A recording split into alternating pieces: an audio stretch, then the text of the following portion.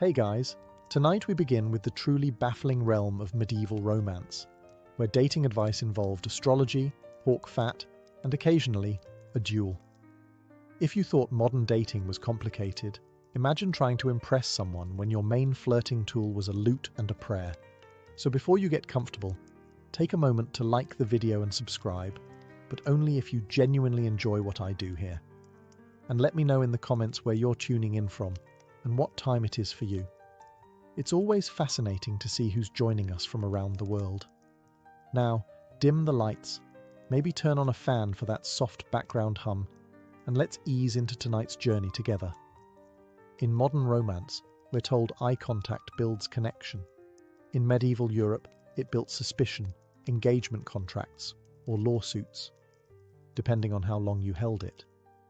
Courtship in the Middle Ages often started with a look, not a glance, but a carefully timed, morally calibrated look. Too brief, and you seemed uninterested. Too long, and you were essentially proposing marriage or challenging her father to a duel. Romantic, but risky. Manuals of courtly love advised that men gaze softly yet sincerely, a phrase that sounds like something from a 14th century perfume ad. The ideal stare was somewhere between "I deeply admire your embroidery skills" and "I am not planning to invade your estate." One widely circulated guide warned men to avoid lingering stares of the sort that cause blushing. This was awkward, because blushing could also be caused by wind, wine, or having the plague. Still, if the lady turned pink, the man was expected to immediately look away, cross himself, and possibly flee the region. The church wasn't thrilled about any of this. They believed excessive gazing opened the soul to temptation, and probably gout. Priests preached that true affection should come from pious admiration, not eye flirtation. Couples were encouraged to keep their gaze low and their conversations brief. And if someone accidentally locked eyes in church, that was a full-blown scandal. They might as well have shared a tent. For noble women, eye contact was a battlefield. A woman of status was trained to maintain the courtly look, expressionless, distant, and vaguely bored. A wandering glance could imply flirtation, witchcraft, or indigestion, all equally dangerous. And yet, despite all this, people still locked eyes across banquet halls and muddy market squares. Lovers wrote poems about stolen glances that lasted half a heartbeat. Troubadours sang ballads about eyes that pierced the soul, which is poetic for "looked at me for slightly longer than social norms allowed." In the Middle Ages, there was no such thing as deodorant, unless you count raw panic, rosemary, or a good stiff breeze. But that didn't stop people from trying to smell appealing. In fact, some dating advice straight up insisted that your romantic success hinged on whether or not you reeked of thyme. Herbs were the medieval answer to both hygiene and seduction. If you wanted to impress a potential partner, you didn't reach for cologne, you reached for your garden, or your apothecary, or if desperate, your soup pot. A common piece of advice for men was to tuck sprigs of rosemary, sage, or lavender into their sleeves or boots. This way, every time they walked past a lady, they'd leave behind a trail of floral mystery. Did it mask the scent of sweat, leather, and sheep? Not really, but it showed effort, and that was half the battle. If you were wealthier, you could carry a pomander, a fancy little ball filled with herbs, spices, and sometimes dried oranges. It hung from a chain on your belt, swayed dramatically while you walked, and gave off the strong message, "I bathe, eventually." Women too carried scented sachets or tucked herbs into their corsets, both for the smell and to repel fleas. Romance, after all, is much easier without lice. Some guides even recommended rubbing herbs directly on your skin: basil for boldness, mint for freshness, and marjoram for charm. One 13th century love text actually claimed that thyme rubbed on the chest makes the heart visible. This is either symbolic or horrifying. Either way, someone tried it. Of course, not all smells were created equal. Garlic, while common, was a mixed signal. It showed vitality, yes, but also made you smell like someone who lived in a turnip. And if your breath carried the scent of beer and pickled fish, that wasn't a romantic failure. It was just Tuesday. In the medieval world, poetry wasn't just for artistic souls. It was practically a love language, especially for the socially awkward noble who had more access to ink than charm. But here's the twist. The most acceptable way to express affection wasn't by praising your beloved's beauty or personality. No, that was too worldly. Instead, you were advised to compare her to divine figures. Ideally, the Virgin Mary. Because nothing says, "I want to court you modestly," like, "You remind me of the Holy Mother of God." Courtly love poems were often deeply religious, partly to appease the church, and partly because people didn't want to get excommunicated for being horny in rhyme. So, your average medieval suitor might pen a verse like, "O lady, purest of light, thy gaze more sacred than sacred rite." Which sounds sweet until you realise he's comparing her to a baptismal font. This trend created a whole genre of romantic confusion. One minute you're reading a love letter, the next you're unsure if it's meant for you or a monastery. One particularly famous poem referred to the beloved as "my angel of chaste delight," which is definitely the kind of thing that gets you left on red, even in the 12th century. To complicate things, many nobles hired troubadours to write love poems on their behalf. These bards specialised in verses that walked the fine line between romantic and legally deniable. The result? Songs that praised your hair, your soul, and your moral character, but made sure not to imply any sinful thoughts. Medieval sexting was, essentially, 27 stanzas of "I admire your virtue" from afar. Some women wrote back, often with poetry of their own, though theirs tended to be slightly more honest. "I admire your courage, your manners, and the fact that you have land," which, honestly, is still solid criteria. All in all, medieval poetry was a safe way to say "I like you" without actually saying "I like you." Wrap it in Latin, rhyme it with grace, and maybe quote a psalm for good measure. That way, if things went wrong, you could just claim it was meant for a nun. Let's say you've written your beloved a heartfelt message, full of poetic restraint, religious metaphors, and a tactful lack of emotional vulnerability. Well done. But you're not finished yet. Now, you need to season it. Yes, in medieval times, a proper love letter wasn't just about the words, it was about the aroma. Scented parchment was considered the height of sophistication and romantic flair. And while modern lovers might spritz perfume, your average 14th century romantic reached for the spice rack. Cinnamon, cloves, rose petals, even a dusting of ground nutmeg if you were really trying to impress someone with delicate sinuses.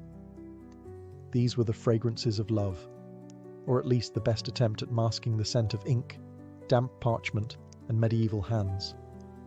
According to courtly custom, these spices weren't just decorative. They were thought to convey meaning. Cinnamon represented passion. Cloves meant devotion.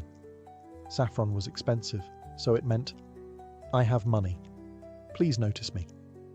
Of course, by the time the letter reached its recipient, after travelling in a sweaty satchel for 3 days through rain and goat traffic, it mostly just smelled like parchment stew. Some particularly ambitious lovers folded flower petals into the letter, dried violets, marjoram, even crushed rosemary. One ill-fated suitor included fennel, which was quickly interpreted as an insult unless the lady was a salad. In wealthier courts, entire scrolls were infused with rosewater or musk, not for subtlety, but to ensure the scent smacked the recipient directly in the nostrils. Subtlety was not the goal. Overwhelming floral assault? Much better. The trend even extended to wax seals. These could be flavoured, scented, with oils and pressed with ornate family crests. Nothing said, "My affections are sincere," like a seal that reeked of frankincense and parental expectations. Of course, some took things too far. There are accounts of letters so heavily spiced, they were mistaken for medicinal recipes, or cursed scrolls. One famously fragrant poem allegedly attracted mice during delivery.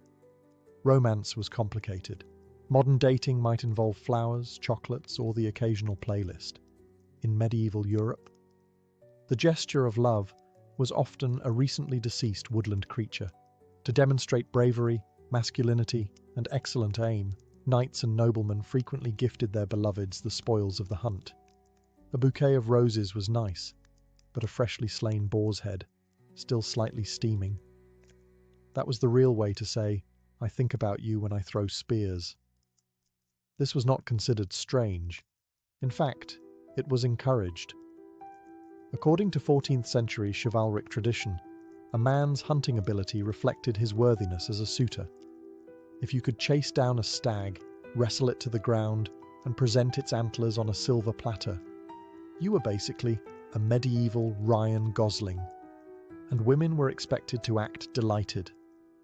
A lady receiving a skinned rabbit or a basket of doves would respond with polite enthusiasm, or at least a well-practiced gasp of admiration, even if she was internally wondering where to store her third hair of the week.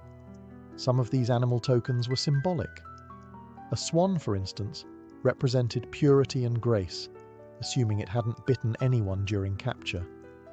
Falcons, associated with nobility and power, were a common high-status gift, although they required constant feeding, training, and occasionally bit your fingers off. Romantic. Less noble men sometimes resorted to smaller prey, hedgehogs, ferrets, or the ever-popular rabbit. One lovesick baker reportedly gifted a duck to a miller's daughter, only for it to escape into her family's well. That relationship did not prosper, but the absolute apex of medieval wooing, the ceremonial deer presentation. In this lavish ritual, a knight would present a full roasted deer at a banquet in a woman's honour, often accompanied by music, flattery, and about 50 other people pretending this wasn't incredibly awkward. Of course, this all assumed the woman liked meat. If she didn't, or if she had a weak stomach, the gift of bloodied fur might backfire. Badly. Still, in a world without dating apps or casual coffee shops, a dead animal wrapped in ribbon said one thing very clearly. I braved the forest, I risked infection, and I thought of you the entire time. In medieval courtship, open flattery was a minefield. Telling a woman she was beautiful, too forward. Commenting on her lips, scandalous. Mentioning her hair, risky. It was probably hidden under 3 veils, a wimple, and divine protection. So what was safe to praise? Her shoes. Yes, in a world where flirtation could lead to excommunication, telling someone they had well-formed footwear was basically the medieval version of shooting your shot, quietly, from across the room, while also looking at the floor. Shoes were not just practical, they were a fashion statement. Pointed shoes, called poulaines, were wildly popular. Some were so long they had to be tied to the wearer's knees to avoid tripping. If a lady could walk gracefully in them without falling into a moat, that was genuinely impressive. And very eligible. Complimenting her shoes allowed a man to appear respectful, observant, and not immediately interested in sin. In fact, there's recorded advice from a 13th century etiquette book suggesting, when first you greet a lady, comment upon her garment or her step, but let not your eyes wander above the ankle, lest you bring shame. Translation: play it safe, flatter her hemline. It also worked in reverse. Women might mention a man's boots, especially if they were made of expensive leather, imported from Florence, or didn't smell like dead badger. That last one was rare. Of course, this praise was just a coded gesture. Complimenting a lady's shoes often meant, "I've noticed you. I think you're elegant. Please interpret this subtle signal before my father arranges my marriage to someone I've never met." And if she responded with a smile, a nod, or, heaven forbid, a compliment in return, that was basically a proposal. One recorded exchange went, "Your shoes are finely made, and your cloak is well stitched." 2 months later, married. 5 goats and a vineyard sealed the deal. So yes, in the tangled social rituals of medieval love, sometimes the safest, sweetest, and weirdest way to say, "I like you," was to say, "Your shoes appear extremely competent." In the modern world, we say timing is everything. In medieval times, timing was everything. Astrology, the divine order, and possibly the reason you remained single. According to several medieval love manuals, yes, those existed. The ideal moment to confess your feelings wasn't when the moment feels right, but rather when the moon is in the proper phase and Mercury isn't sulking. A waxing moon, that's the part where it's getting bigger, was seen as a time of growth, luck, and bold declarations. So if you were planning to whisper your undying love to the blacksmith's daughter, best do it then, ideally while bathed in silver moonlight and holding something poetic, like a rose or a moderately injured bird. On the other hand, a waning moon, shrinking, was terrible for romance. Anything started during a waning moon was believed to diminish with time, including relationships, friendships, and poorly timed soup. If you confessed during a waning moon and got rejected, well, astrologers would nod solemnly and say, "Yes, obviously." Some went even deeper. Avoid the full moon if you're overly emotional, and steer clear of eclipses, unless you want your proposal followed by crop failure or public embarrassment. One 14th century monk, who probably hadn't dated in decades, warned that confessing love under a new moon would invite misfortune, tooth rot, and spiritual confusion. So, naturally, someone tried it anyway. He was later bitten by a goose. Coincidence? Medieval minds said no. This belief wasn't limited to peasants. Nobles consulted court astrologers before sending love letters, arranging betrothals, or even flirting across a banquet table. There are recorded cases of lords delaying marriages for more favourable planetary alignments, which is the 1300s equivalent of ghosting via star chart. Of course, some saw the moon as a convenient excuse. "I do like you, Beatrix, but Saturn is currently in retrograde, and my heart must obey the cosmos." Still, in a world of uncertain hygiene, political alliances, and wild boar attacks, maybe checking the sky before saying, "I love you," wasn't so strange. Love, in medieval times, wasn't always left up to fate. Sometimes, it was left up to concoctions made by herbalists, witches, or your grandmother's slightly odd friend who kept dried frogs in her pantry. Enter the love potion, the medieval answer to awkward flirting, romantic rejection, and the eternal question, what if I could just make them like me, with soup? These brews were rarely subtle.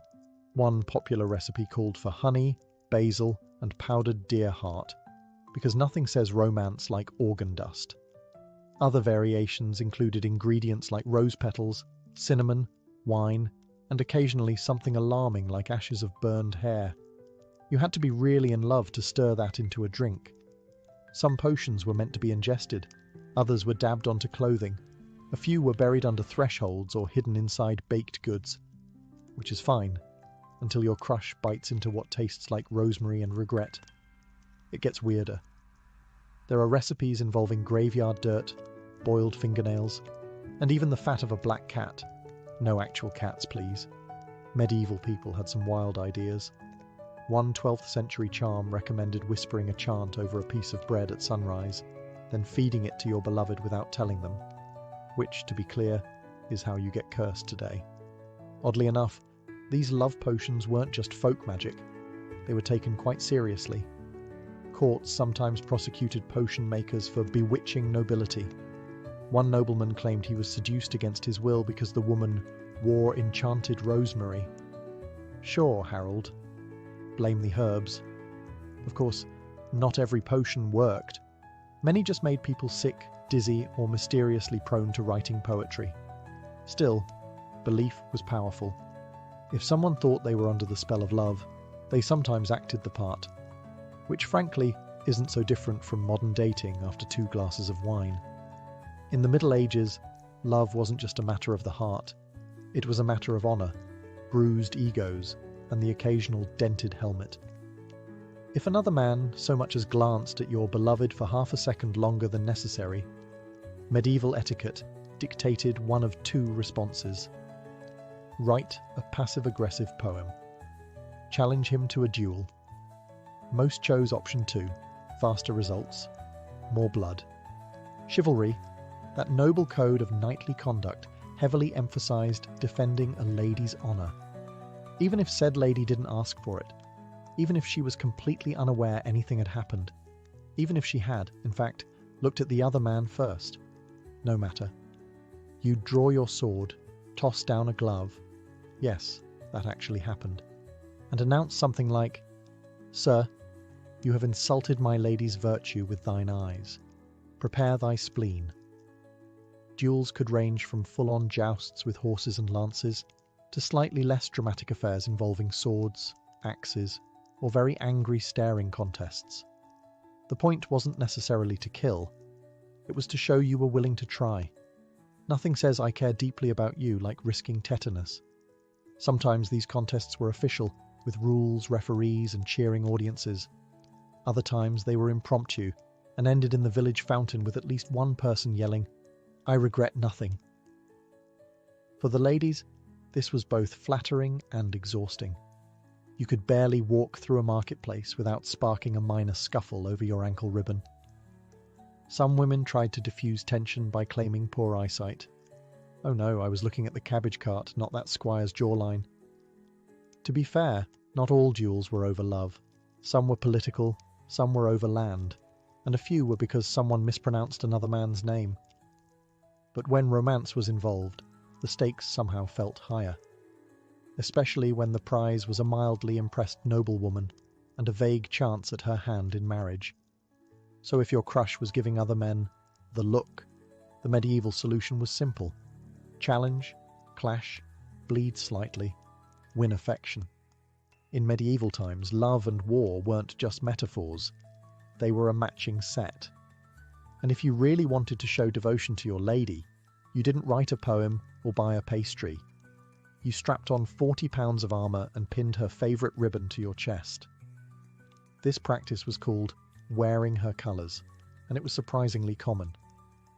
Knights would fasten a lady's token, a handkerchief, a veil, a piece of lace, somewhere visible before heading off to war or a jousting tournament.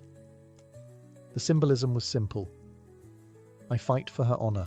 Also, I look great in lilac. It wasn't just romantic, it was strategic. Sporting a noblewoman's colours could boost a knight's standing, earn him patronage, and possibly improve his odds of receiving baked goods upon return. But there was a catch. You had to look dignified, even if your token was, for example, embroidered with daisies and smelled like her laundry. Some knights went full theatrical. There are records of men wearing entire sleeves from their lady's gown on their armour, dangling awkwardly and occasionally catching on weapons. One poor soul had a garter tied around his helmet, which was impressive until it slipped down mid-joust and caused a minor concussion. Colour choice mattered too. Red stood for passion. Blue meant loyalty. Green was complicated. Depending on the region, green either meant hope, fertility, or that your love interest was possibly seeing other knights. Risky business. Of course, critics of the custom claimed it made warriors look more like walking laundry racks than soldiers, but these critics often failed to attract dates. Coincidence? Likely not. Some ladies took things further and embroidered messages or blessings into the cloth. Subtle notes of encouragement like, "Victory to my champion," or "Try not to bleed out again." Practical and heartfelt. To outsiders, it all may have seemed absurd. Hardened warriors going into combat with lace ribbons fluttering beside their swords. But to the knights, it was a badge of pride, and a highly visible way of saying, "I care about someone, and I'm not afraid to get mildly impaled about it." In the medieval world, if you fancied someone, you didn't send a text or slide into their parchment scrolls. No, you stood outside their window at night and sang loudly, hoping they were awake, and that their father wasn't a light sleeper. Serenading was considered one of the noblest, most romantic gestures a suitor could perform, second only to not dying in battle. A well-executed ballad could melt hearts, win favour, and possibly earn you an awkward smile the next time she passed you at church. The key word here is well executed. Most medieval suitors were not professional musicians. They had lutes, yes, those awkward pear-shaped instruments that always looked like they were tuned by accident, but little idea how to use them. And medieval music didn't exactly have a pop chorus. It was more chant-based. So what did these poor souls sing? Love poems about lilies, stars, and eternal devotion. Sometimes in Latin, to sound impressive. Sometimes in French, to sound expensive. Occasionally in a regional dialect that sounded like they were choking on bread. One documented case involves a baker's son in Rouen who attempted a moonlit serenade with a borrowed mandolin. His voice cracked on the second verse. His instrument broke on the third.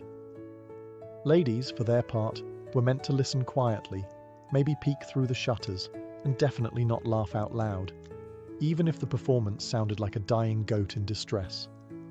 Politeness dictated they drop a token of encouragement, a ribbon, a flower, or in some cases, a polite cough. And yes, sometimes it worked. A half-decent melody at midnight could win hearts. Other times, it won you a bucket of chamber pot water dumped from above, a traditional form of romantic feedback. Still, to the medieval mind, there was something heroic about singing your feelings into the night, even if your only audience was a startled owl and a very unimpressed cat. In an age without dating apps, moisturizers, or even basic dental plans, medieval singles turned to nature. And by nature, we mean their spice rack. Yes, one bizarre but popular piece of dating advice was this: rub herbs on your face. The logic? Smell good, look glowy, get married. Medieval love guides and herbals were surprisingly confident about this. Basil was said to rouse affection. Marjoram would soften the heart of a stubborn maiden. Rosemary, good for memory and flirtation. If you smelled like an herb garden, surely someone would want to marry you, or at least follow you around politely. Men were advised to crush herbs into a paste and smear it along their jawlines. Women often infused theirs into water and dabbed it across the cheeks and temples like some kind of 14th century toner. The results? Mixed. Very mixed. Imagine showing up to a feast with parsley oil running down your neck and thyme leaves stuck in your eyebrow. Charming, in theory. Alarming, in practice. Some guides got specific. A man should bathe his visage in mint at sunrise, that he may appear pleasing unto all who look upon him. Which is noble sounding, until you realize they probably meant literally bathing in mint, and that's assuming you had access to both mint and water, a luxury combination. The wealthy used herbal blends with rose water, saffron, and sandalwood, less for seduction, more to smell like someone who didn't wrestle pigs for a living. The poor made do with garlic, onion, or whatever didn't attract rats. Romantic. Of course, rubbing basil on your cheeks didn't guarantee success, but it showed effort, and in a society where bathing was semi-annual, smelling like anything other than disappointment was already a good start. Interestingly, this practice led to entire industries. Apothecaries sold love salves made from secret recipes, red, mashed-up garden clippings, promising to make the user irresistible. Results may have varied. Side effects included sneezing and goat attraction. In a world where saying "I love you" outright could lead to scandal, a duel, or a very tense dinner with your father's overlord, medieval romantics turned to something safer and far more cryptic: flowers. Welcome to the botanical secret code of medieval courtship, where a single bloom could carry more emotional weight than an entire scroll of poetry, and also fewer spelling errors. The logic was simple. Each flower had a meaning. Red roses symbolized love, violets meant modesty, lilies represented purity, and lavender screamed, "I'd like to woo you, but let's not get excommunicated about it." Bouquets were composed like puzzles, a coded message wrapped in petals and social anxiety. Want to express desire but maintain plausible deniability? Send a mix of columbine, foolishness, and carnations, fascination. Want to apologize for accidentally flirting with her sister? Toss in some white hyacinth. Sorry, I made a mess. Want to break things off gently? There's a flower for that too, yellow carnation. Rejection but fancy. This wasn't just idle, courtly fun. Entire medieval manuscripts detailed the meanings of herbs and flowers, turning gardens into emotional minefields. Walk through the courtyard with a daisy in your belt? You're announcing innocence? Drop a thistle on someone's doorstep? That's basically, I'd rather marry a goat. Ladies, of course, responded in kind. A returned flower meant interest. A flower thrown into a ditch meant hard no. One infamous noblewoman reportedly replied to a bouquet with a dead weed and a note. I prefer monks. That one stung. And if you were truly unlucky, your floral gesture might be eaten by the family goat before it reached its target. Romance in medieval times was nothing if not unpredictable. Even public events embraced this flowery drama. During tournaments, knights sometimes wore bouquets given by ladies, not just for aesthetics, but as statements of allegiance, or at least someone's attempt to look gallant while swinging a mace.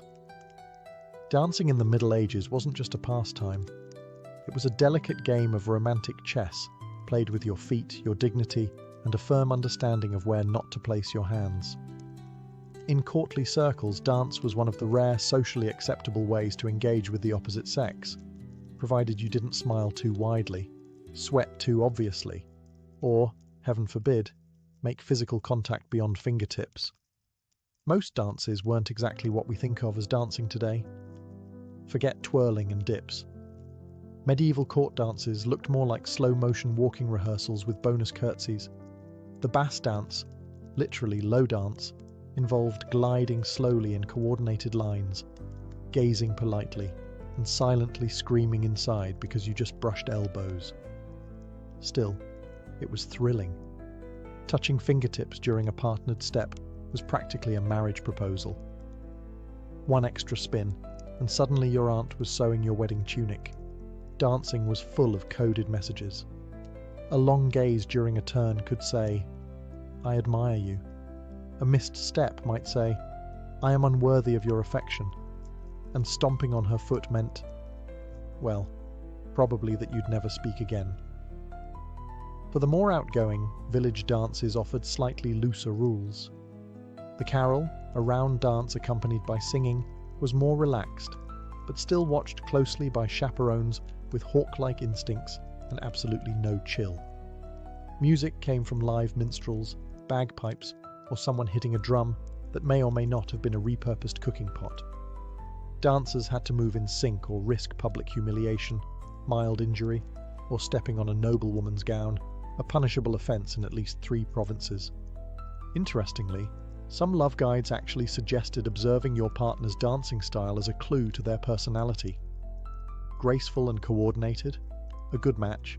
Wild and unpredictable, passionate, flailing like a wounded goose. Perhaps not ready for commitment. You've written the poems, sung beneath her window, worn her colours, and managed not to get gored in a joust. Congratulations. You're almost there. There's just one final boss battle in medieval romance: her family. Winning a woman's heart in the Middle Ages was only half the war. The other half involved convincing her parents, especially her father, that you were sufficiently wealthy, marginally sane, not currently excommunicated. The process was rarely romantic. It involved dowries, land discussions, and a series of tense dinners where everyone pretended they weren't negotiating a small feudal alliance. Families wanted proof of stability. Do you have sheep? Do you have land? Do you have at least one working tooth? These were the medieval equivalents of, are you emotionally available? The answer, often, was still no. Sometimes the woman's family demanded symbolic gifts, not just to show affection but to prove investment. A decent suitor might offer a bag of grain, a cloak, or a carved spoon. A wealthy one might bring horses, gold, or an entire pig. If you really wanted to impress, you brought multiple pigs and possibly a monk to explain your intentions. In towns and villages, things could be more informal. but not by much. A father might judge your worthiness by your handshake, your boots, or your ability to wrestle a neighbor over property lines. It wasn't a system built on nuance. Mothers were no easier. Some insisted on testing your character with riddles, church attendance, or your ability to sit through long meals without blinking. One record describes a mother who only approved suitors who could churn butter, efficient and selective. And even if the family liked you, there were still alliances to consider. Marriages weren't just unions of affection. They were mergers of assets. You weren't just asking for her hand. You were asking for partial control of her family's goat pasture, and they knew it. Still, if you passed their tests, if you proved brave, respectful, and moderately solvent, they might nod in approval. Just once. Maybe. And that nod?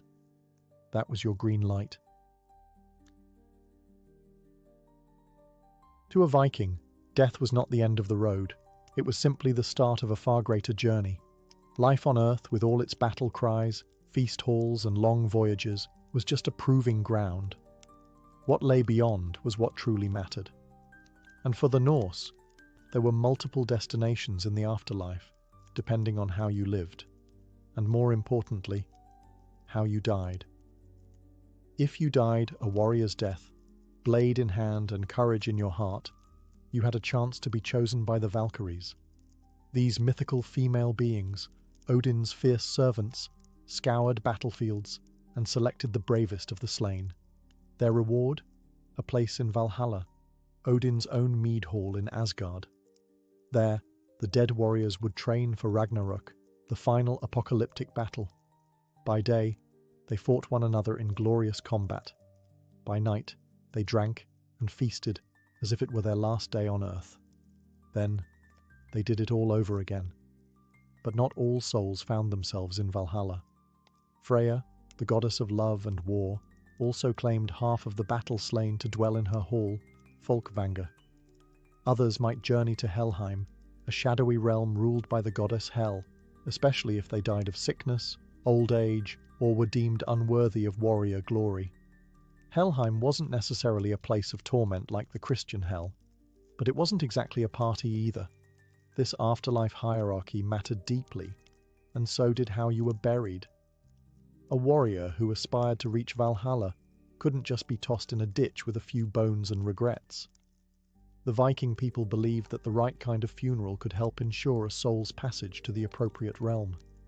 They put enormous thought into burials, ensuring the deceased were honoured, remembered, and, above all, equipped. Whether it was cremation on a flaming ship or burial in a mound surrounded by weapons, food, and treasures, the dead were treated with deep respect and often even fear. If the funeral rites weren't done properly, there was always the risk of a restless spirit returning, something no one wanted to deal with. Because in the Viking world, death wasn't final, but an improperly handled death, that could haunt the living. When we think of Viking funerals, we imagine a longship set ablaze, sailing into the sunset. And while Hollywood exaggerates plenty, that fiery image isn't entirely fantasy. It's rooted in real Norse tradition. To the Vikings, a ship wasn't just a vehicle for conquering lands or raiding monasteries. It was a sacred vessel for crossing realms. In death, as in life, a ship symbolized passage. And so, when a person of high status died, a chieftain, warrior, or noblewoman, they were sometimes buried with their ship, or in it, or on it. The exact ritual varied depending on region, period, and local resources, but the symbolism remained consistent. Send the soul off in style. In coastal regions, especially around Norway and Sweden, it was common to dig a large trench in the shape of a ship, lay a real vessel in it, and place the body inside along with grave goods, swords, shields, food, animals, and even sacrificed thralls or slaves. Yes, in some cases, those closest to the deceased, especially slaves, were believed to accompany them into the afterlife, willingly or not. After the body was prepared, the ship was often covered with stones and soil, forming what we now call a burial mound. Some of the most famous Viking graves, like the Oseberg and Gokstad ships, were found perfectly preserved beneath these mounds. These sites weren't just burials, they were monuments. But what about the fire? The dramatic boat on flames drifting into the sea was likely reserved for specific coastal or island communities. In these cases, the body and grave goods were placed aboard a smaller boat, pushed into the water, and set ablaze with tar, oil, or pitch. The fire served both symbolic and practical purposes. It purified the soul, warded off evil spirits, and destroyed the vessel, preventing its reuse. A one-way ticket to the afterlife. That said, not every Viking could afford such a theatrical send-off. Ships were expensive. Only the elite, kings, jarls, wealthy traders, could be honoured in such fashion. Most common folk were buried in simpler ways, often in shallow graves with modest offerings. Still, the ship remained the most iconic symbol of Norse death rites. Whether buried beneath earth or consumed by flame, it was the vehicle that carried a Viking from Midgard to eternity. Because even in death, the sea called. While ship burials might steal the cinematic spotlight, cremation was arguably the most widespread Viking funeral practice, especially during the earlier periods of the Viking Age. And trust the Norse to turn a simple fire into a dramatic, cosmic event. For the Vikings, burning the body wasn't just a way to dispose of it. It was a sacred transformation. Fire was seen as a purifier and a messenger. As flames consumed flesh and bone, they believed the smoke carried the spirits skyward, to Odin, to Freya, or to wherever their soul was destined to roam. Cremation typically took place atop a large wooden pyre, built with care and intention. The body of the deceased would be laid in the centre, dressed in their finest clothes, and surrounded by possessions that mattered most. Weaponry for warriors, jewellery for noblewomen, perhaps tools, food, or even a favourite pet. These grave goods weren't just sentimental. They were believed to serve the deceased in the afterlife. In some cases, a funeral feast or ritual would precede the burning. Family and friends would gather, often for several days, to mourn, sing, and share stories of the deceased. Skalds, the Viking poets, might recite verses in their honour. Ritual animal sacrifices weren't unheard of either. Horses and dogs, animals of great symbolic value, were sometimes killed and added to the pyre to serve as companions in the afterlife. And yes, the fire was huge. It had to be. Burning a body to ash takes an immense amount of heat and wood. The pyre would rage, smoke billowing into the sky, drawing the attention of gods and mortals alike. To many, it was a powerful, sacred sight, the visible gateway between the living and the dead. Once the fire burned out, the remains, ashes, bone fragments, scorched weapons, were gathered with care. They might be placed in an urn and buried, or scattered across a sacred site. Sometimes the ashes were even buried beneath rune stones or in special mounds, marking the site for future generations to remember. For the Norse, cremation wasn't grim or sterile. It was a release, a roaring, glorious exit, a statement to the world. This soul mattered, and now it rides the smoke to the gods. You wouldn't go on a Viking raid without a sword, so why would you enter the afterlife empty-handed? Viking funeral rites placed immense importance on grave goods, objects buried or burned with the deceased to aid them in the next world. These weren't just sentimental tokens. They were tools, provisions, and symbols meant to equip the dead for whatever trials lay beyond death. For warriors, this meant weapons, often their best sword or axe, a sturdy shield, and sometimes even a full suit of armour. But these weren't always practical war tools. Some swords were deliberately bent or broken before burial, a symbolic gesture to kill the weapon so it could accompany the soul. It also served a clever second purpose, discouraging grave robbers. Wealthier Vikings were buried with gold and silver, coins, drinking horns, and even imported luxury items like silk or Frankish jewellery. Women might be interred with intricate brooches, keys, symbols of household authority, looms or other items related to domestic life. Children were often buried with toys or small animals.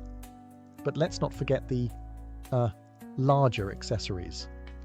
Horses, dogs, falcons, even entire boats might be included. And in particularly high-status burials, human sacrifices were not unheard of.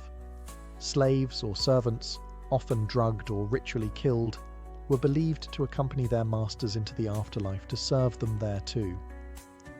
It's a grim reminder that in Viking society, status clung to you even in death. Yet not all grave goods were purely functional. Some were symbolic. A broken comb might represent cleanliness, a fishing hook survival, a hammer for Thor's protection.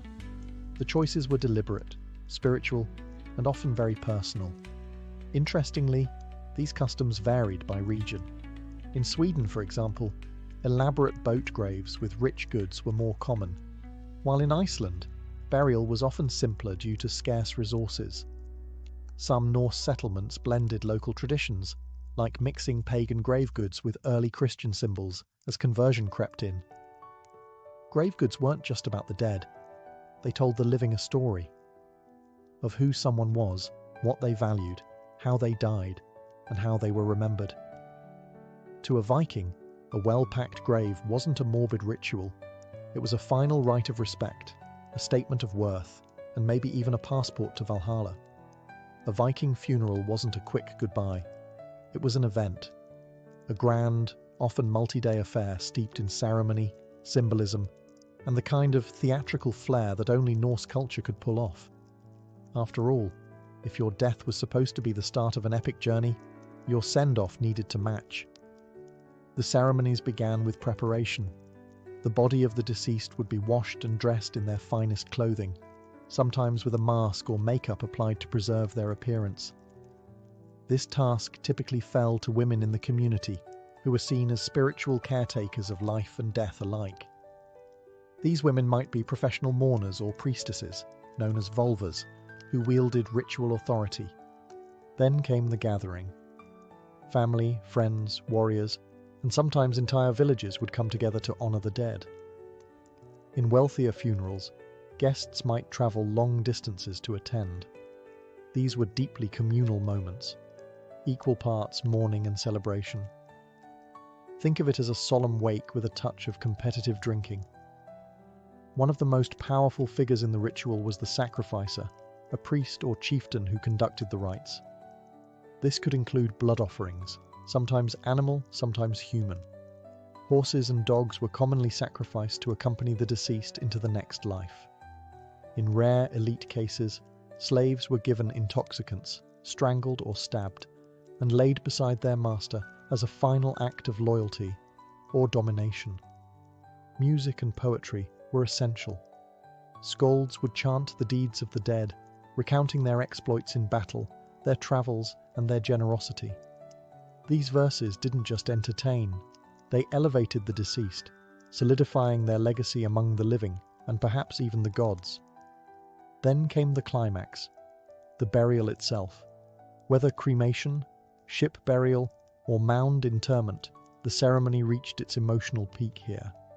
As flames rose or soil fell, mourners might shout farewells, offer final toasts, or place last-minute items into the grave, coins, amulets, or tokens of affection.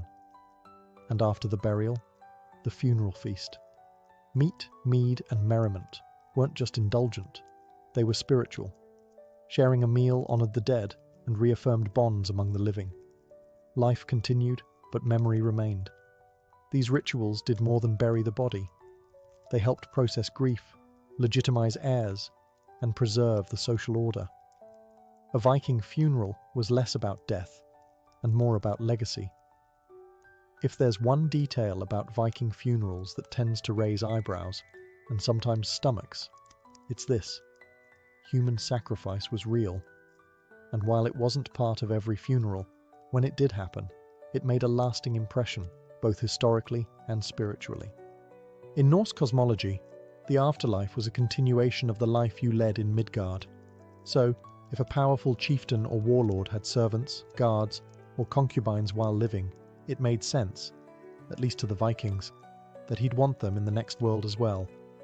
Only, of course, those companions had to get there the hard way.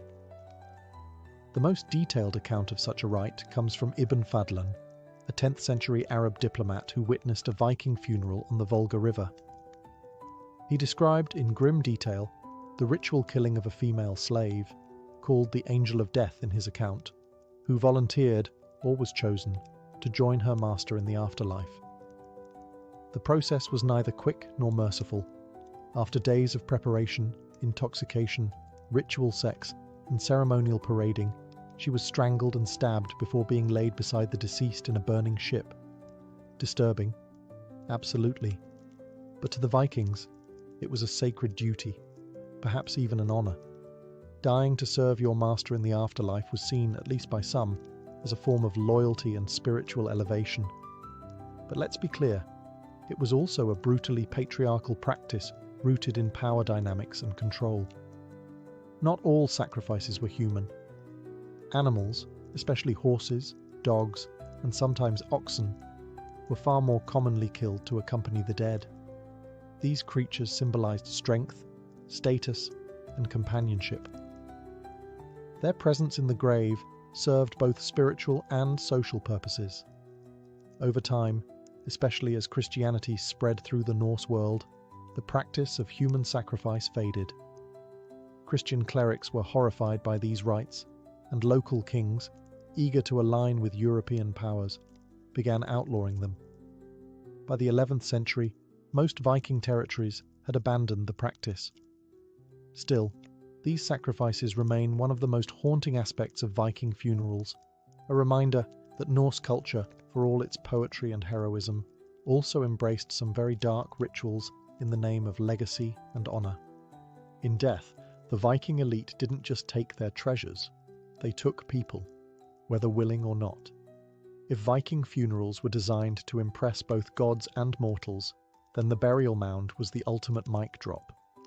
These towering earthen tombs dotted the Norse landscape like scars of memory. Silent, hulking reminders that someone important had died and demanded to be remembered. The practice of building burial mounds, or hauga, dates back to pre-Viking times, but the Norse turned it into an art form. These weren't casual graves. They were architectural statements, spiritual lighthouses and territorial markers rolled into one. The size and complexity of a mound often reflected the wealth and influence of the deceased. If your mound could be seen from the fjord, from a passing road, or from the enemy settlement across the river, that meant you mattered. The process started with selecting the site. Location was everything. A burial mound near the sea might signal a chieftain with naval power. One built atop a hill could dominate a valley, staking posthumous claim to the land. In some cases, older burial mounds were even reused by later generations, establishing a sense of ancestral continuity and spiritual lineage. Inside the mound, the body was usually placed in a wooden chamber, stone-lined pit, or ship, alongside all the grave goods fit for the afterlife. The chamber might be layered with textiles, armor, or wooden furniture. Once sealed, the mound was constructed by piling earth, sand, and stones in a carefully shaped dome. Some were modest, others massive, spanning over 100 feet in diameter. Many mounds were ringed with standing stones, arranged in ship-like formations. Others were topped with wooden poles or carved staves, possibly to ward off grave robbers or to guide the spirits skyward. But mounds weren't just funerary, they were political.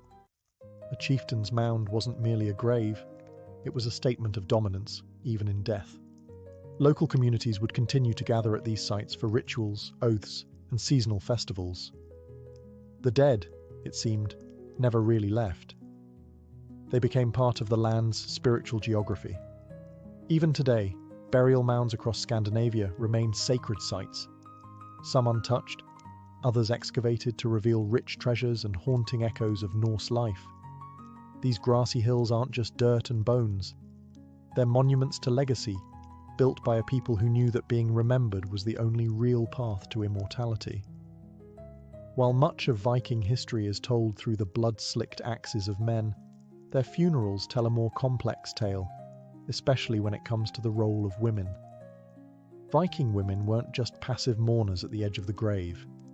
In many funerals, they were central, mourned, revered, and even feared.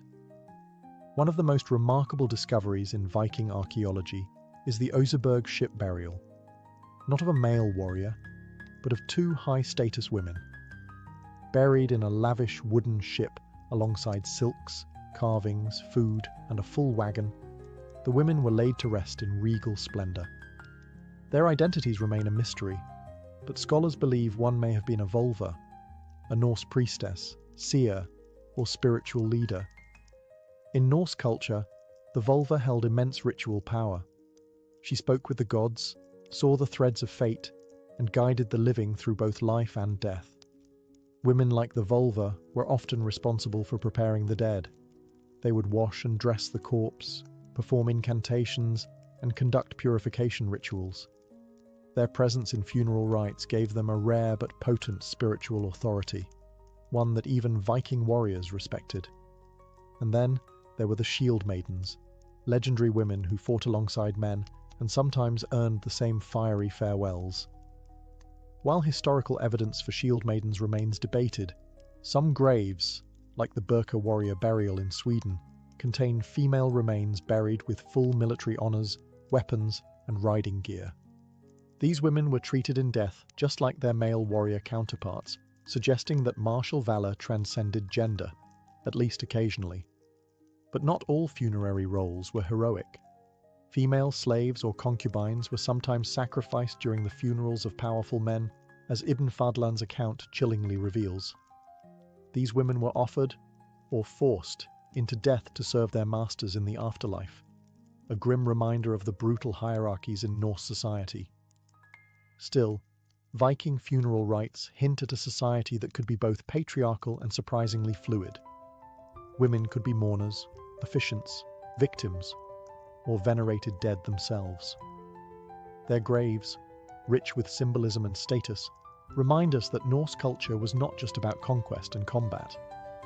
It was about honor, power, and passage, for both men and women alike.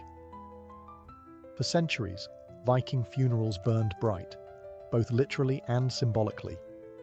But by the late 10th and early 11th centuries, the flames began to dim. Not because the Norse lost their appetite for death rituals, but because a new power was reshaping the very idea of the afterlife: Christianity. As Christianity spread through Scandinavia, it brought with it a radically different concept of death. Instead of Valhalla, Helheim, or Folkvanger, there was now heaven and hell, sin and salvation. Fire was no longer sacred. It was a punishment. Cremation, once believed to free the soul, was now seen as heretical. Christian doctrine demanded burial of the intact body, facing east, awaiting resurrection. The conversion of Viking kings, like Harald Bluetooth of Denmark and Olaf Tryggvason of Norway, accelerated the shift. These rulers weren't just concerned with spirituality.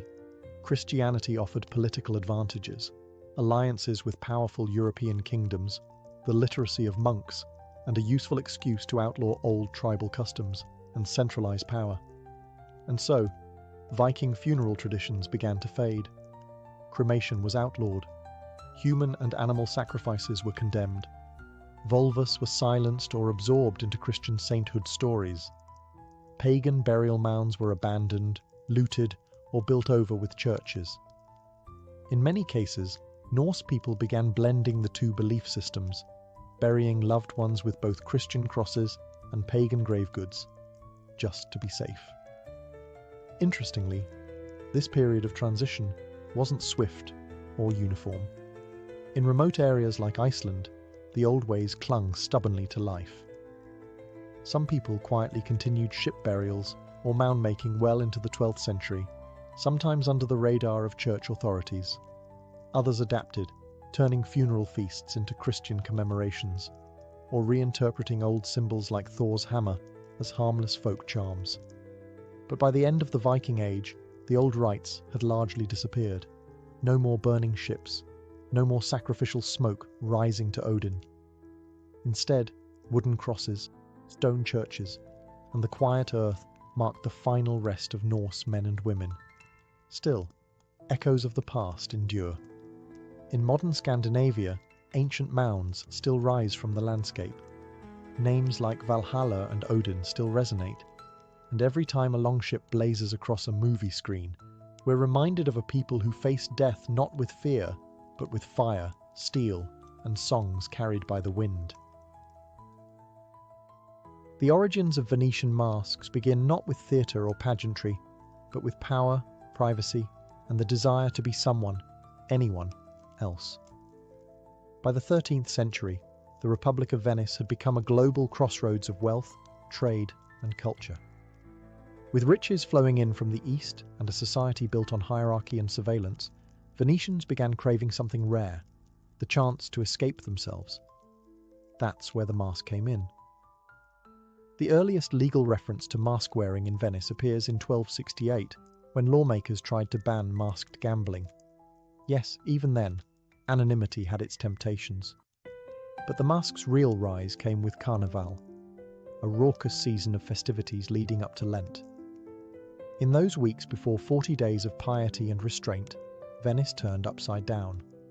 Social classes blurred, sins were temporarily forgiven, and everyone, from nobles to paupers, took to the streets in disguise. Masks weren't just costumes, they were weapons. They allowed the rigid, rule-bound citizens of Venice to momentarily cast off the expectations of gender, class, and family name. A servant could taunt his master. A noblewoman could sneak into a gambling den. A priest could walk unrecognized into a brothel. The mask equalized and destabilized. The most common mask in these early days was the bauta, a white mask with no mouth opening, worn with a black cloak and tricorn hat. It was deliberately eerie, emotionless, and utterly blank. Unlike the ornate designs of later centuries, the bauta was designed for function over flair. It allowed the wearer to speak, eat, and move undetected. In fact, during certain political assemblies, wearing a bauta was mandatory to ensure anonymity during votes. Venice took secrecy seriously.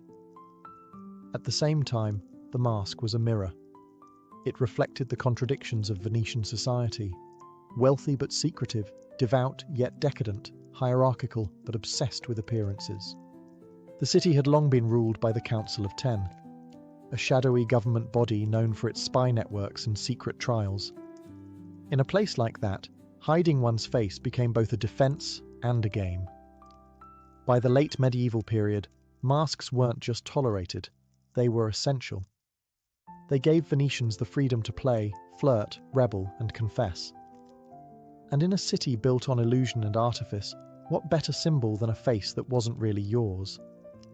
If the streets of Venice seemed enchanted during Carnival, it wasn't just the masks, it was the entire city surrendering to illusion. For weeks before Lent, Venice became a stage, and every citizen a performer. The rules of everyday life, the rigid hierarchy, the tight-laced etiquette, the ever-watching eye of the church, collapsed under a wave of music, laughter, and carefully orchestrated chaos. The Carnival of Venice, or Carnevale di Venezia, is first officially documented in 1296, when the Venetian Senate declared it a public holiday. But it likely had older, more pagan roots, possibly linked to Roman Saturnalia festivals, a time when roles were reversed and order was gleefully subverted. By the Renaissance, it had become the most famous festival in Europe, drawing aristocrats, travellers, and opportunists from across the continent. Masked balls took place in lavish palazzi, streets filled with jugglers, fire breathers, and impromptu theatricals. The Grand Canal teemed with gondolas strung with lanterns and musicians. The air smelled of roasted nuts, perfume, and intrigue. But underneath the sparkle, Carnival wasn't just fun and games. It was an emotional release valve. For a city so obsessed with decorum and surveillance, Carnival allowed Venetians to indulge in what they were otherwise denied. Affairs bloomed, satire flourished, Grievances were aired in songs, gestures, or pranks, all under the protective shield of anonymity. Even the clergy, who often condemned the excesses, were known to participate, just in slightly less conspicuous attire.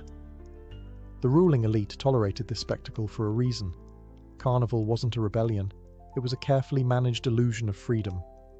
Let the people blow off steam now, and they'll stay obedient later. It was social control by way of seduction, and the mask was its crown jewel.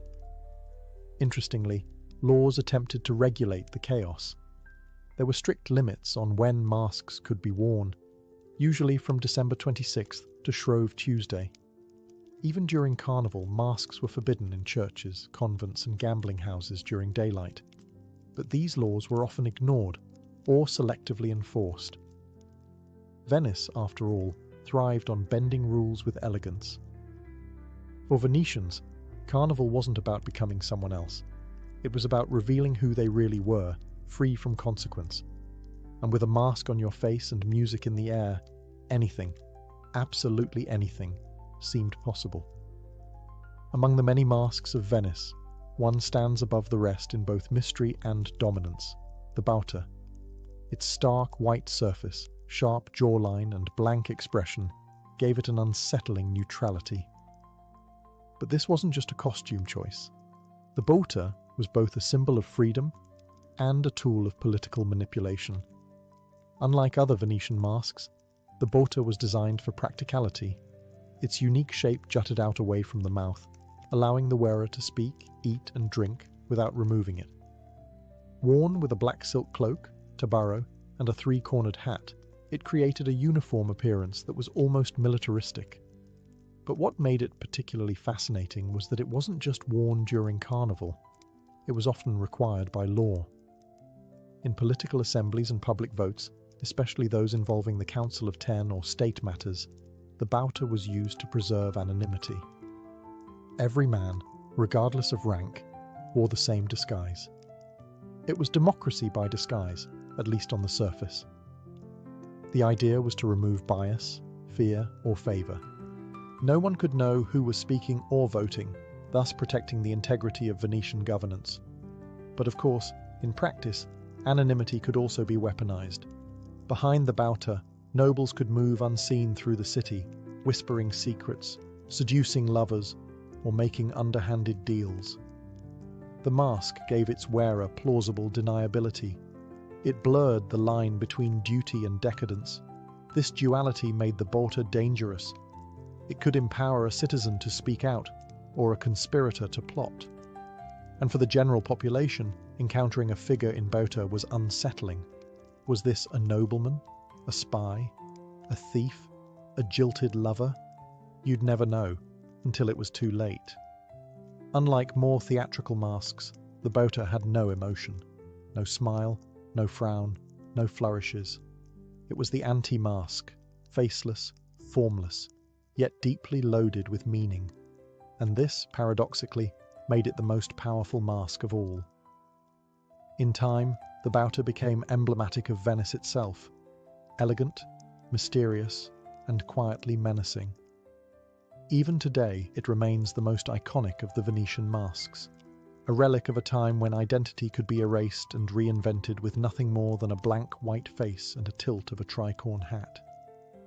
If the Bauta was the mask of power, the Moretta was the mask of control, subtle, feminine, and bound in silence.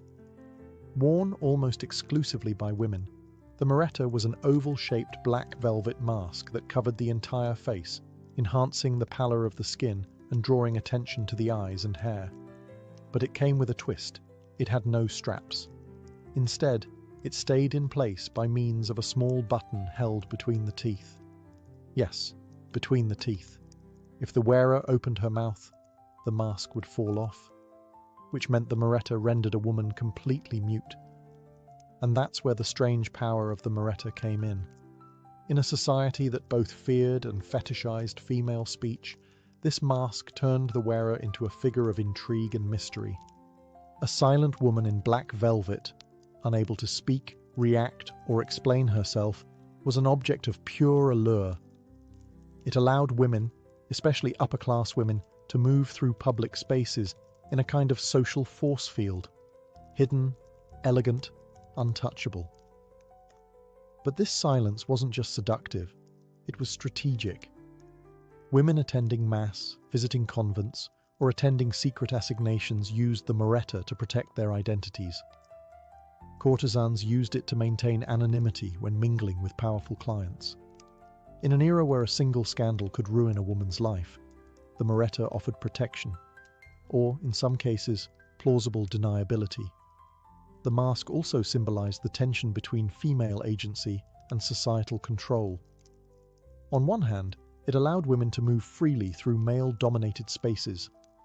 On the other, it literally silenced them. It gave them a kind of independence while reinforcing their objectification. Notably, the Moretta was considered especially fashionable in the 17th and 18th centuries, before falling out of use. By the time Venice began its decline and the carnival waned under Austrian and French rule, the Moretta became a relic of another time, one of many strange, beautiful, and quietly troubling customs to vanish with the end of the Republic. Today, the Moretta rarely appears in modern carnival celebrations. Its silence is no longer fashionable. But in its time, it was the mask that said everything, by saying absolutely nothing. While some Venetian masks were tools of anonymity or political ritual, others emerged from the lively world of theatre. Specifically, the bawdy improvisational performances of Commedia dell'arte. These travelling troupes of actors brought stock characters to life with wit, satire, and physical comedy, and each role came with its own distinctive mask. Over time, these theatrical masks didn't just stay on stage. They seeped into the streets of Venice and into Carnival itself. Commedia dell'arte was wildly popular from the 16th century onward. Its cast of characters were instantly recognizable. Harlequin, Arlecchino, the nimble servant with a patchwork outfit and a sly grin. Pantalone, the greedy old merchant with a hooked nose and furrowed brow. Il Dottore, the pompous and long-winded doctor who never actually healed anyone. And Colombina, the clever maid who needed no mask at all. Her expressive face was her weapon. These characters represented types, roles everyone in Venetian society could relate to or ridicule. They exaggerated real human traits: lust, greed, ignorance, cunning. And because Commedia was rooted in improvisation, the actors tailored their jokes and plots to the local gossip, politics, and scandals of the moment.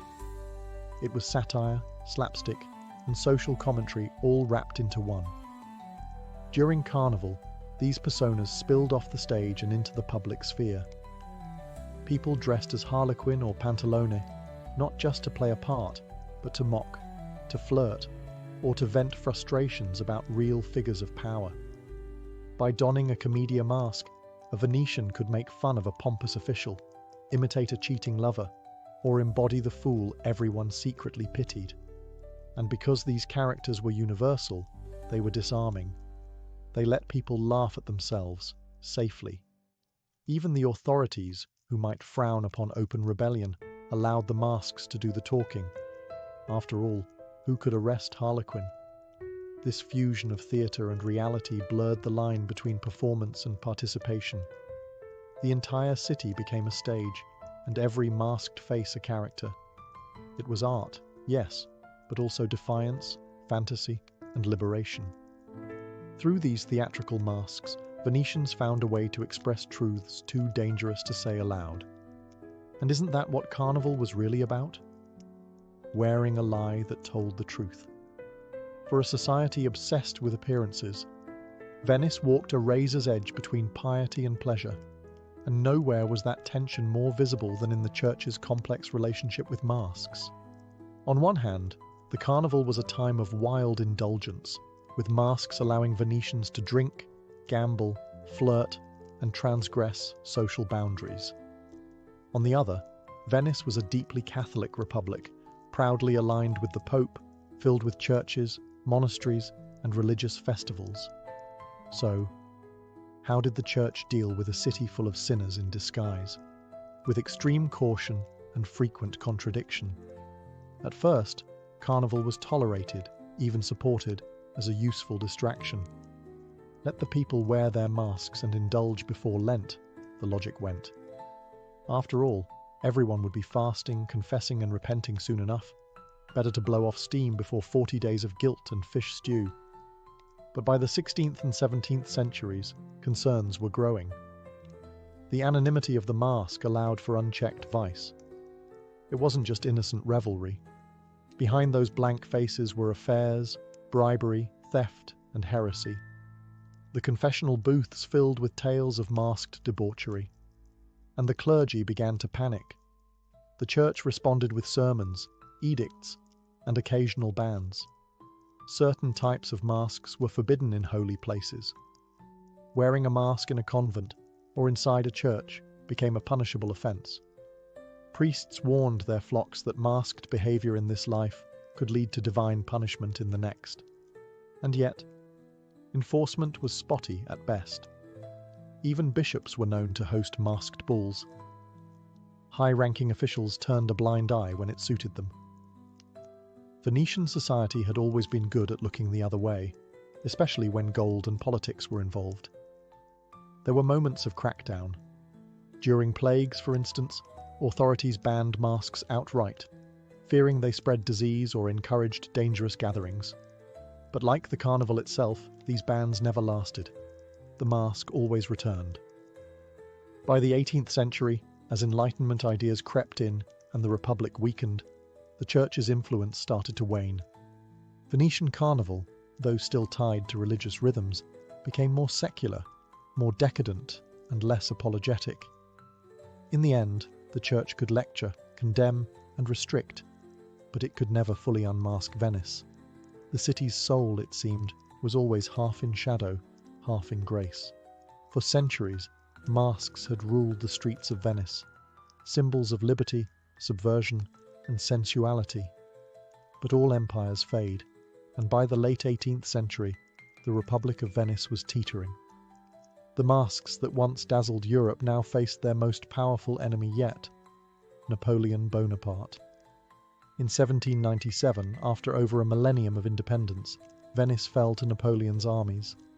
The French occupation marked not just a political collapse, but a cultural one.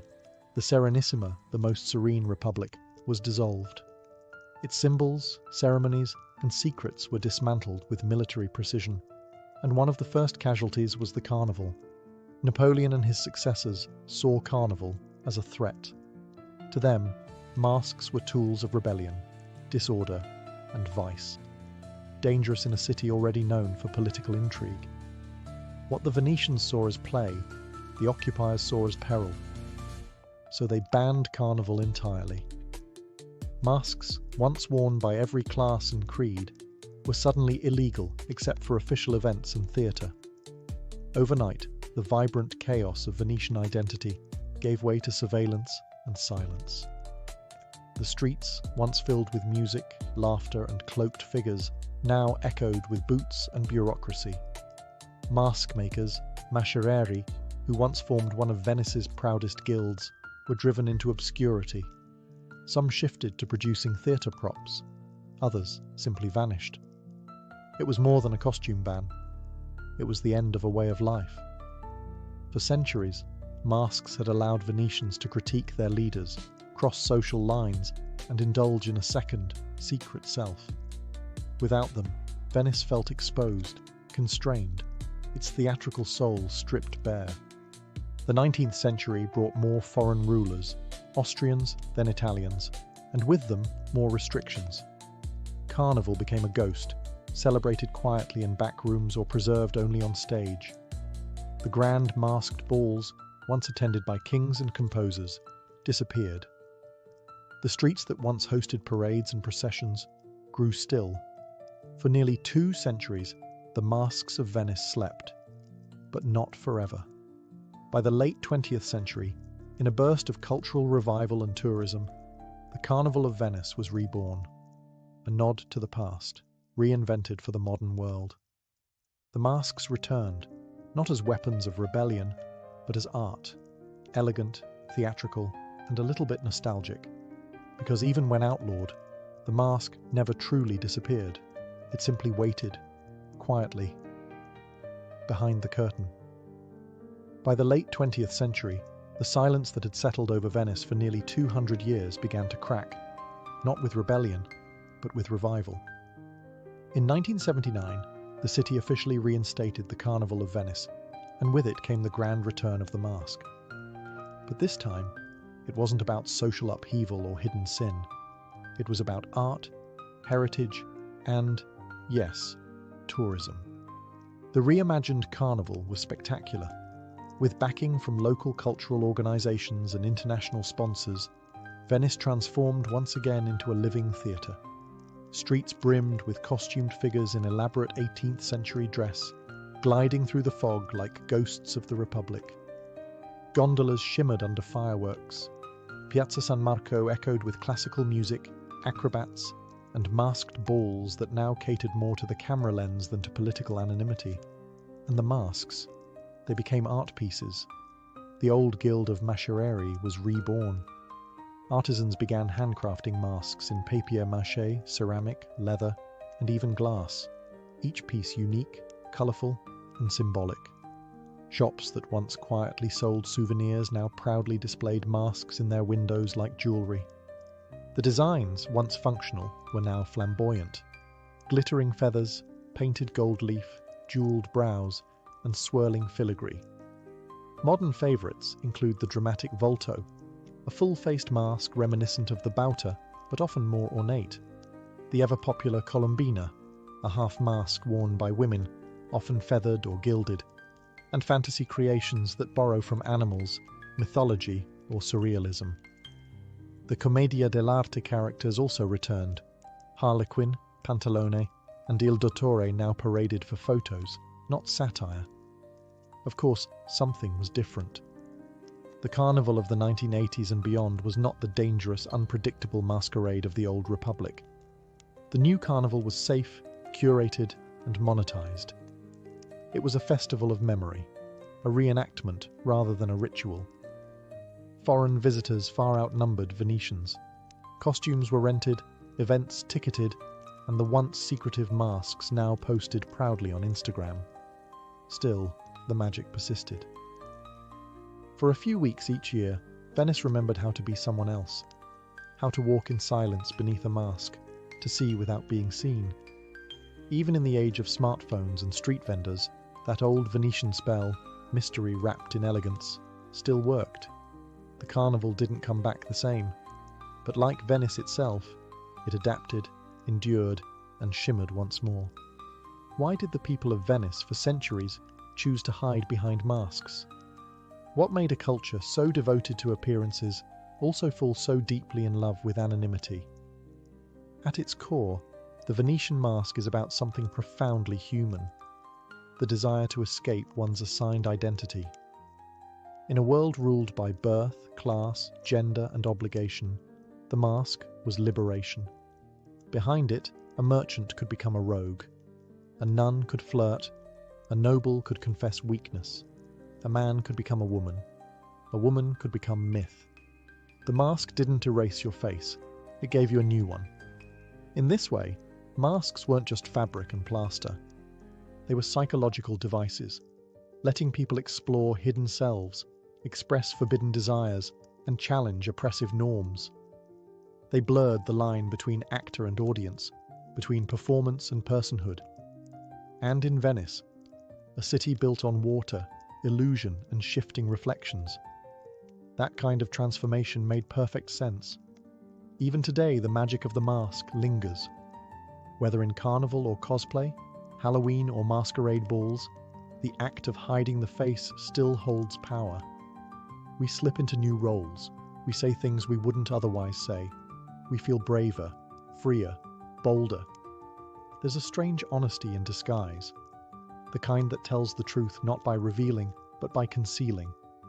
The Venetian mask is also a symbol of paradox. It represents both democracy and hierarchy, anonymity and attention, rebellion and tradition. It is both seductive and unsettling. It liberates, but it can also be used to deceive. In Venice, It allowed the oppressed to mock the powerful, and the powerful to commit sins without consequence. It was both shield and sword. As the world today becomes ever more watched, tracked, and exposed, the mask reminds us of something we're losing: the right to privacy, the right to mystery, the right to reinvent ourselves without explanation. In Venice, they wore masks not to hide who they were, but to explore who they could be. So next time you see a Venetian mask, glimmering with gold, feathers fluttering in the wind, remember, it's not just a souvenir, it's a key to a city of shadows, to a festival of freedom, to the ever-changing face of human desire. The Kyoto of the early 1860s was no longer a city of serene temples and poetic calm. It had become a battlefield in disguise. Beneath the surface of its wooden eaves and sacred shrines, political violence simmered. Assassins roamed freely, bodies turned up in rivers, and every street corner echoed with whispers of revolution. The root of the chaos was simple: Japan was splitting in two. After more than 2 centuries of peace under the Tokugawa shogunate, foreign powers, especially America, Britain, and France, had forced open Japan's borders. Gunboats had shattered the illusion of isolation. In response, nationalist movements began rallying around a central idea: Sono Joy, meaning revere the emperor, expel the barbarians. But these weren't just slogans, they were battle cries. Pro-imperial samurai from domains like Choshu and Satsuma began infiltrating Kyoto, seeing the city as the symbolic heart of Japan. Their goal? Undermine the shogunate's grip and reassert imperial power. Every skirmish, every assassination, was a small symbolic strike at the status quo. The shogunate, based in Edo, modern-day Tokyo, watched helplessly as its influence unraveled in Kyoto. They still held legal power, but their authority was being mocked in the capital. To respond, the shogunate sent a group of warriors known as the Roshigumi, a temporary militia of masterless samurai, or ronin, to act as an escort for the shogun during his visit to Kyoto in 1863. But something unexpected happened. When the mission ended, a splinter group of 13 ronin refused to leave. They saw Kyoto not just as a duty, but as a calling. These men would form the nucleus of what would become the Shinsengumi. Backed by the Aizu domain, a powerful ally of the shogunate, these men were tasked with patrolling Kyoto and rooting out anti-shogunate agitators. Unlike regular samurai, they weren't nobles or hereditary warriors. Many came from humble or even disgraced backgrounds. But they had one thing in common: absolute loyalty to the shogunate and an appetite for blood if needed. Kyoto, once the quiet capital of emperors, was now a city under siege from within, and out of this smoke and paranoia, a new force emerged, wearing blue jackets, wielding swords, and enforcing order with chilling resolve. The Shinsengumi had arrived. The Shinsengumi began as little more than a ragtag band of ronin with a mission. But within a few short years, they evolved into one of the most feared forces in Kyoto, a sword-wielding police corps draped in blue haori and soaked in the blood of rebels. At the core of this transformation were 3 key leaders: Serizawa Kamo, Kondo Isami, and Hijikata Toshizo. All were ambitious, disciplined, and came from non-samurai backgrounds, an insult in the eyes of traditional feudal Japan. But what they lacked in pedigree, they made up for with ferocity and conviction. Serizawa, one of the original co-founders, was violent, unpredictable, and ultimately self-destructive. His reckless behavior, drunken brawls, extortion, and even attacking innocent civilians, put the fledgling group's legitimacy at risk. Kondo, a former instructor at the Tenin Rishin-Ryu dojo, and Hijikata, his icy, fanatically loyal lieutenant, saw the danger. So in 1863, they arranged a purge. Serizawa and his loyalists were assassinated in a night raid by their own comrades. It was brutal, efficient, and set the tone for what the Shinsengumi would become: loyal to the shogunate, loyal to each other, and absolutely ruthless toward internal dissent. Under Kondo's command and Hijikata's iron discipline, the Shinsengumi adopted a strict code of conduct. Members were forbidden from deserting, disobeying orders, or engaging in private duels. The penalty? Seppuku, ritual suicide. If you joined the Shinsengumi, you gave them everything: your sword, your life, your name. Their distinctive uniform, a light blue haori jacket often marked with white stripes, made them instantly recognizable. It was both a badge of honor and a psychological weapon. When Kyoto citizens saw those jackets in the mist, they knew violence was close. But this wasn't just about brute strength. The Shinsengumi saw themselves as samurai idealists, the last vanguard of a fading era. In a time when many warriors were abandoning the sword for politics or firearms, they clung to Bushido, loyalty, discipline, and martial excellence. They didn't want to modernize, they wanted to purify, and so the streets of Kyoto trembled. Assassins were hunted, conspirators were interrogated or executed.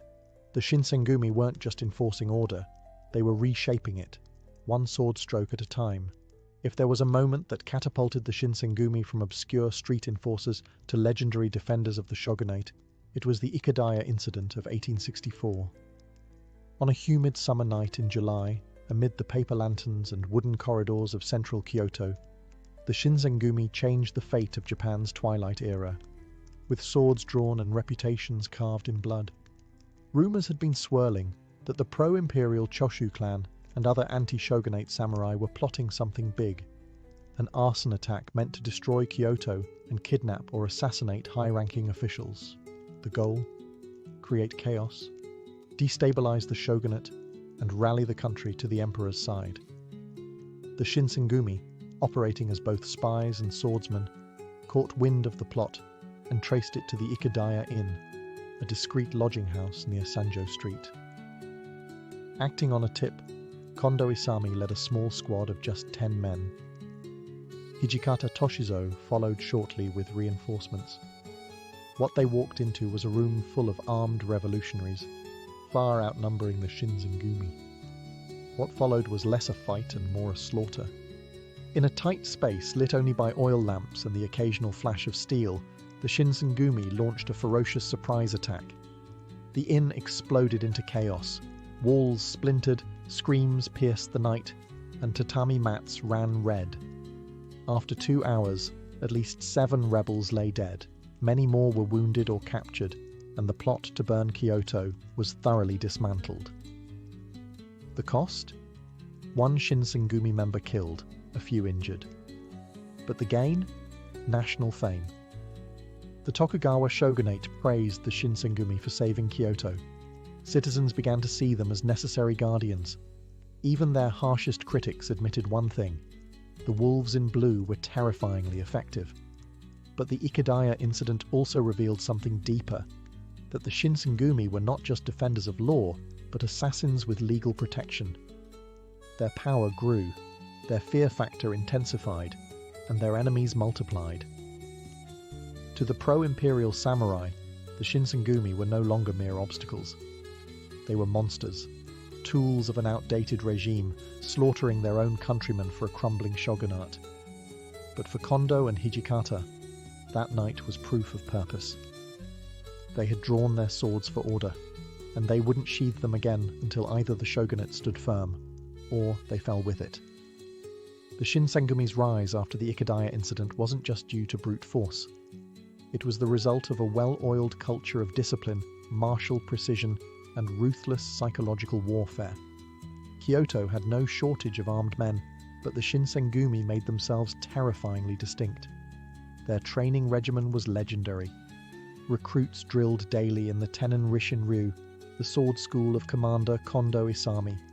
This was a style built not for elegant duels, but for lethal combat in tight quarters.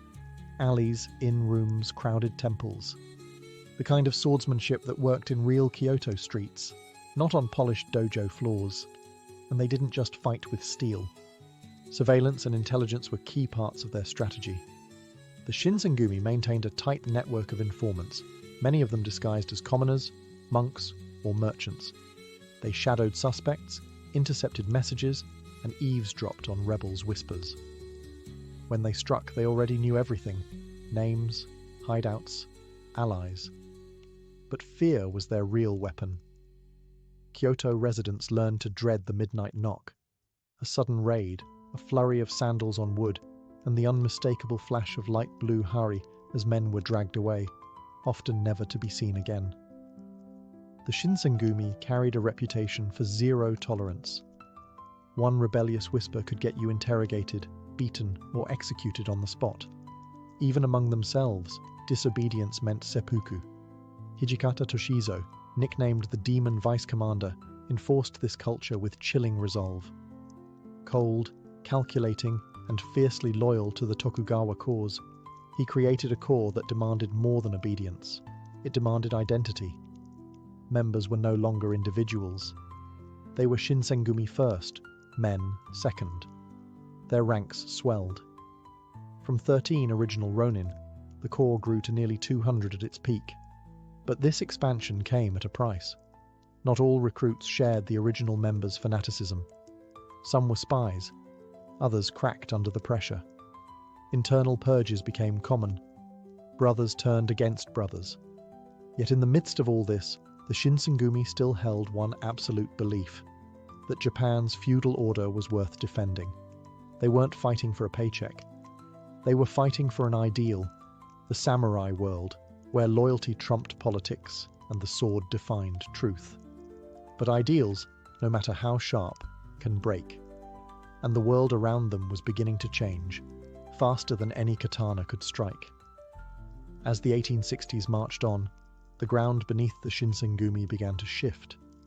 The Tokugawa shogunate, the very institution they had sworn their lives to protect, was losing its grip on Japan. Foreign pressure, internal dissent, and economic turmoil had cracked its foundations. What had once been a question of loyalty was fast becoming a question of survival. Outside Kyoto, powerful domains like Satsuma and Choshu were uniting behind the emperor. Once rivals, these clans now shared a common enemy, the Tokugawa regime. And while the Shinsengumi were busy hunting rebels in alleyways, these domains were modernizing their armies, importing rifles, training with Western officers, and preparing for war. The age of the sword was being eclipsed by the age of the bullet. Inside the city, public opinion was also shifting. The Shinsengumi's once heroic image had begun to sour. Their strict methods, once seen as necessary, were now viewed as brutality.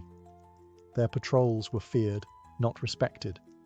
And when they killed, it no longer felt like justice. It felt like desperation. In 1867, the blow finally came. Tokugawa Yoshinobu, the last shogun, announced his resignation and handed power back to the emperor. At first, this seemed like a peaceful transition, but it was a tactical move, an attempt to preserve Tokugawa influence under a new imperial banner. The pro-imperial forces saw through it immediately. Kyoto now belonged to the emperor. The capital had changed sides. The Shinsengumi, however, refused to stand down. To them, Yoshinobu's resignation was a betrayal, but not the end. They relocated to Fushimi, a village south of Kyoto, and began preparing for battle. The pro-imperial army was moving fast, modern weapons in hand, and the Shinsengumi, still armed mostly with swords, were dangerously behind. They called it the Boshin War, a civil war between the old Tokugawa order and the new imperial forces. The Shinsengumi would become one of the last true samurai battalions to fight in it. The world around them was changing at gunpoint, but they wouldn't abandon their code, they wouldn't modernize, and they certainly wouldn't remove their blue jackets. Instead, they sharpened their blades and marched toward history's final battlefield.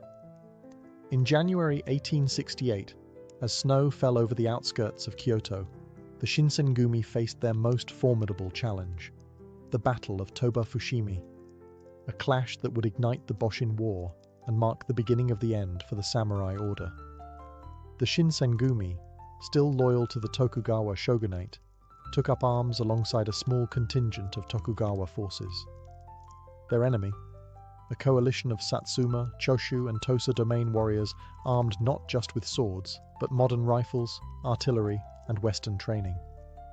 The Shinsengumi, dressed in their signature blue haori and carrying katanas and outdated firearms, looked like ghosts from a bygone age. Romantic, proud, but tragically outmatched. Commanding the Shinsengumi was Kondo Isami, though he was no longer the swift swordsman of Ikedaya fame. Age, injury, and responsibility had slowed him. His trusted lieutenant, Hijikata Toshizo, remained as fierce as ever, but even he couldn't ignore the imbalance in firepower. The clash began with volleys of gunfire and cannon blasts, technology that rendered swordsmanship nearly useless. Despite this, the Shinsengumi charged with classic samurai courage. They cut down enemy riflemen in close quarters. They defended their lines with discipline and defiance. But it wasn't enough. The imperial forces flew a golden banner representing the emperor, and many Tokugawa troops, demoralized and confused, refused to fire on it. Some surrendered. Others fled. The Shinsengumi did neither.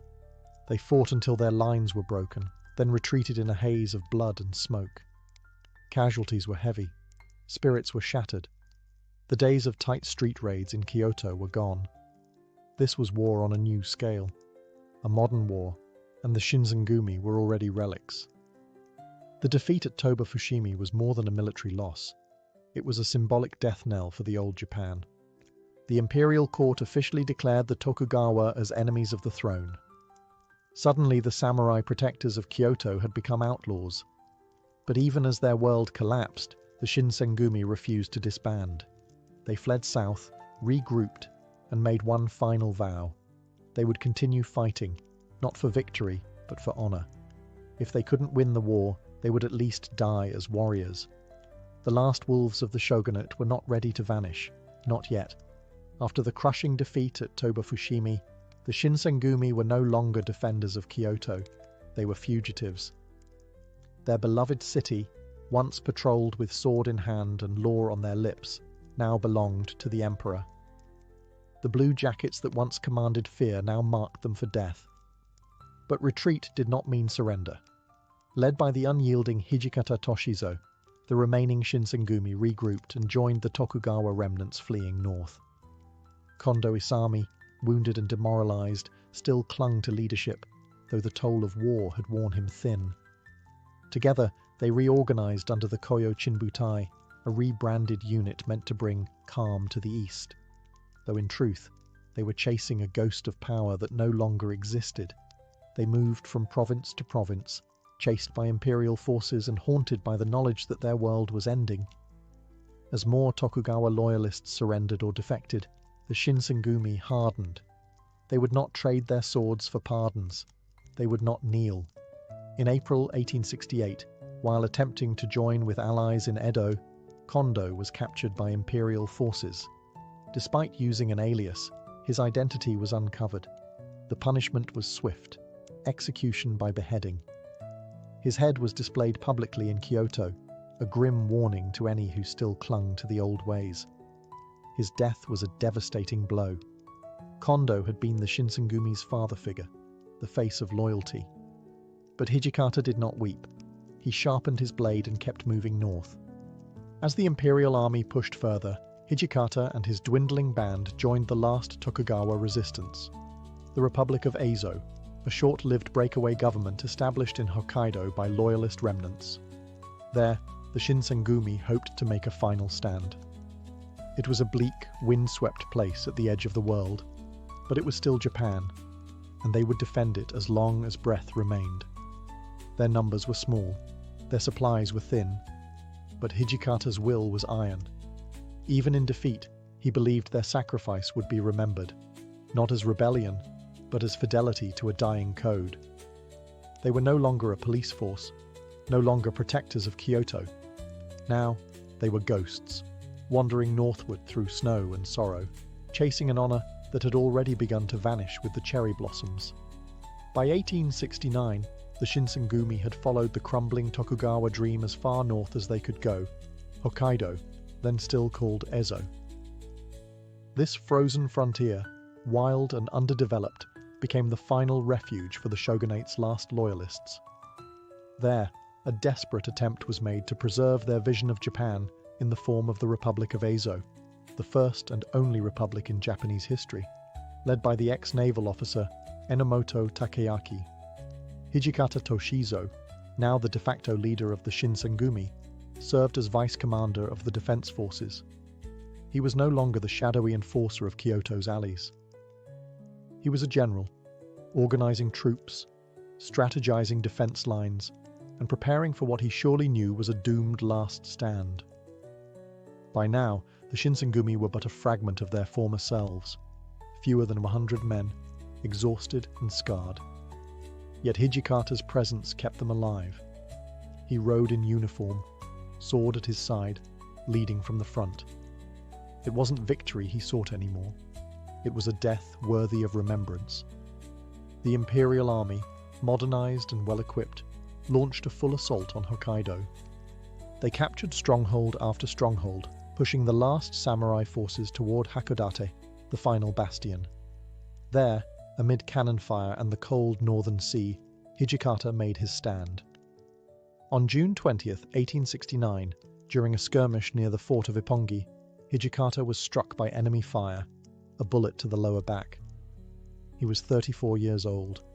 The demon vice commander, who had survived purges, civil war and revolution, died not in a blaze of sword-to-sword glory, but by gunshot, a fitting end for a man out of time. His body was never recovered. Some say it was buried secretly by loyal comrades. Others believe he was cremated to avoid desecration. But his final letter, written shortly before the battle, contained no bitterness, only pride, and a single request, that his legacy be remembered.